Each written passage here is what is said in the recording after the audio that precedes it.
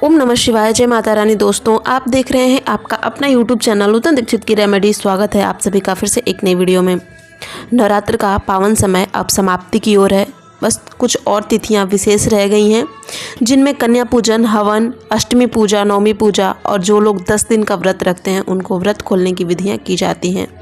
इसके बाद आप अपने चौकी का, जो माता की चौकी लगाए होते हैं, जो कलश स्थापना होती है, जो अखंड ज्योत होती है, इन सभी चीज़ों का आपको उद्यापन करना होता है। चौकी को हटाना होता है।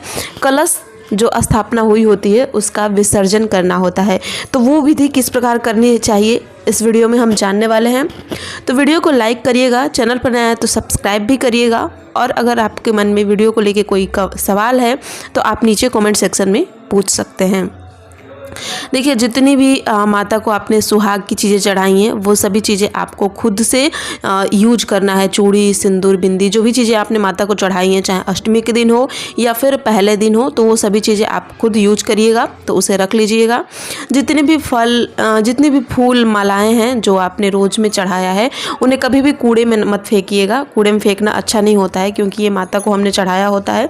तो इन्हें आप एक पॉलीथीन में रख लीजिए। इनका विसर्जन करना होता है। जितने भी फूल हैं, मालाएं हैं, पूरे 10 दिन के दौरान इनको सबको इकट्ठा करके रखिएगा। जो हवन सामग्री होती है ना, वो बड़ी विशेष होती है, तो इसे कभी भी कूड़े में नहीं फेंकना चाहिए या कहीं ऐसे नहीं। अगर आपके घर में मिट्टी का पार्क और है, कहीं बालकनी है, कुछ है, मिट्टी की ज़मीन है, तो या तो उसी में विसर्जित कर दीजिए, और अगर नहीं है तो आप इसे कहीं जल प्रवाह में डाल दीजिए। हवन का जो राख होता है, जो 10 दिनों के बीच में हम धूप वगैरह जलाए होते हैं, उनकी राख होती है। जो ये फूल मालाएं होती हैं, इन सभी को हमें विसर्जित कर देना चाहिए। चाहे जल भूमि में करिए, भूमि विसर्जन करिए, चाहे जल विसर्जन करिए। उसके बाद आपको जो ये माता की चुंदरी आप 10 दिनों में चढ़ाई होती है माता को, रोज़ चढ़ाइए, या फिर अगर आपने पहले और अष्टमी के दिन चढ़ाया है तो उस चुंदरी को आप रख लीजिए अपने मंदिर में। उसे आप फिर रोज़ की पूजा में यूज कर सकते हैं। उसके बाद जो बहुत सारे लोग सुपारी का गणेश जी और लक्ष्मी जी का पूजन करते हैं, उसे भी आपको विसर्जित कर देना चाहिए। बहुत से लोग पिंडी बना के माता की पूजा करते हैं, तो वो पिंडी विसर्जन भी आपको जल प्रवाह ही कर देना चाहिए। अगर आपके घर में कहीं मिट्टी की जगह है तो आप उसमें भी कर दें। सुहाग की चीज़ें आपको खुद रखनी है। माता की चुंदरी आप खुद रख लीजिए, और माता की जो तस्वीर है वो आप अपने मंदिर में स्थापित कर दीजिए दोबारा से, जैसे आप पहले रखी थी।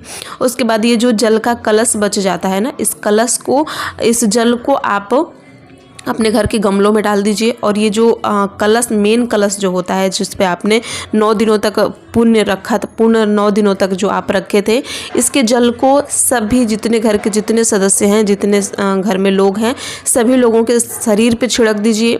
बाथरूम छोड़ के पूरे घर में छिड़क दीजिए। छत पे, घर के बाहर, कमरों में, हॉल में, हर एक जगह पे आप अच्छे प्रकार से इस जल को, ये जल जो होता है ना, ये बहुत खास होता है। इसमें माँ की बहुत विशेष कृपा होती है। 9 दिन पूरे एक जगह रहने की वजह से, मंत्र, धूप, दीप सब कुछ होने की वजह से, पूजा स्थान पे रहने की वजह से ये जल जो है ये अभिमंत्रित हो जाता है। तो इसे व्यर्थ नहीं, कहीं पैर वगैरह ना लगे, कहीं ऐसे नाली वगैरह में नहीं डालना चाहिए। जो सब कुछ छिड़कने के बाद, सबके शरीर पे छिड़कने के बाद जो जल बच जाए, इसे आप किसी गमले में, तुलसी के या फिर कोई पौधा वगैरह लगाए हैं तो उस गमले में आप इसको डाल दें। उसके बाद जो इसमें आपने सिक्का, लौंग, इलायची, हल्दी, सुपारी, ये सब चीज़ें डाले हैं, बस सिक्का आप रख लीजिए। इसको आप पुनर्इस्तेमाल कर सकते हैं या फिर अपने तिजोरी, पर्स में रख दीजिए। बाकी जो लौंग, इलायची, हल्दी, इन सब चीज़ों को उसी गमले में ही आप विसर्जित कर दीजिए। उसी गमले की मिट्टी में दबा दीजिए। ये जो ज्वारे आपने उगाए होते हैं, इन ज्वारों का भरपूर मात्रा में उगना ना बहुत ही ज़्यादा शुभ होता है। अगर बहुत अच्छी प्रकार से ये उगते हैं तो ये बहुत अच्छी बात होती है। इन ज्वारों की कुछ पत्तियों को तोड़ के आप माता रानी को अर्पित कर दें। उसके बाद एक एक, 2-2 पत्तियाँ तोड़ के जितने घर के सदस्य हैं, सभी सदस्यों के कान के पीछे इन पत्तियों को दबा दिया जाता है कुछ देर के लिए। उसके बाद ये बाकी की जो पत्तियां बचती हैं, जो पूरा जौ का, ये ज्वारा का जो बचता है, इसे आप अपने छत पे या फिर कहीं ऐसी जगह पे रख दीजिए, गमले वगैरह में रख दीजिए। गमले में रख देंगे तो ये और पानी वगैरह डालेंगे तो और हरा भरा हो जाएगा। और अगर आप ऐसे ही इसको विसर्जित करना चाहते हैं तो आप कहीं गमले में रख के छोड़ दीजिए, सूख जाएगा, खाद बन जाएगा, मिट्टी बन जाएगा। जो नारियल होता है, ये बहुत सारे लोगों का सवाल भी होता है। मुझसे किसी ने पूछा भी था कि जो कलश पे हम नारियल रखते हैं उस नारियल का क्या करना चाहिए। तो उस नारियल को फोड़ के पानी और नारियल सभी घर के सदस्य प्रसाद के रूप में ग्रहण करेंगे। तो उम्मीद करती हूँ ये जानकारी आपको अच्छी लगी होगी। वीडियो कैसी लगी कमेंट करके हमें ज़रूर बताइएगा।